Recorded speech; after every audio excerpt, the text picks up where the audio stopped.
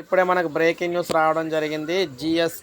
GST నమోదుకు కొత్త విధానం అయితే తీసుకొచ్చారనమాట. జిఎస్టీ రిజిస్ట్రేషన్కు బయోమెట్రిక్ జిఎస్టీ రిజిస్ట్రేషన్కు ఆధారిత బయోమెట్రిక్ ధృవీకరణ ప్రక్రియ అమలు చేసేందుకు తెలంగాణ, ఆంధ్రప్రదేశ్, తమిళనాడు, కర్ణాటక, గుజరాత్ రాష్ట్రాలు సుముఖత వ్యక్తం చేశాయి. ఓ అధికారిని తెలిపారన్నమాట. ఈ విధంగా చేశాయని.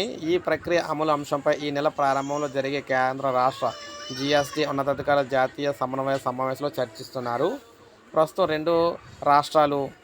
రెండు తెలుగు రాష్ట్రాలు గుజరాత్, ఆంధ్రప్రదేశ్, అదేవిధంగా కేంద్రపాలిత ప్రాంతం పుదుచ్చేరి ప్రక్రియ ప్రయోగాత్మకంగా చేపట్టారు. జిఎస్టీ రిజిస్ట్రేషన్కు బయోమెట్రిక్ ధృవీకరణ ప్రక్రియ అమలు చేయాలంటే ఇందుకు అవసరమైన మౌలిక సదుపాయాలు, మానవ వనరులను అయ్యే ఖర్చులను కూడా మదింపు చేయాలని చెప్పేసి ఆ రాష్ట్రాలు అయితే కోరుతూ ఉన్నాయి.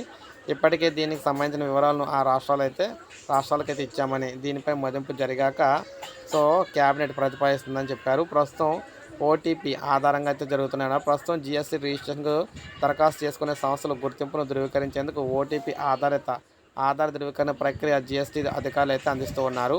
అయితే ఇన్పుట్ ట్యాక్స్ క్రెడిట్ను క్లెయిమ్ చేసుకునే నిమిత్తం నకిలీ సంస్థలకు సృష్టించేందుకు ఇతరుల గుర్తింపును దుర్వినియోగం చేస్తున్న ఘటనలు వెలుగులోకి వచ్చిన నేపథ్యంలో బయోమెట్రిక్ ధృవీకరణ ప్రక్రియను అందుబాటులోకి తేవాలని కేంద్ర పరోక్ష పన్నులు కస్టమ్స్ బోర్డు నిర్ణయించింది.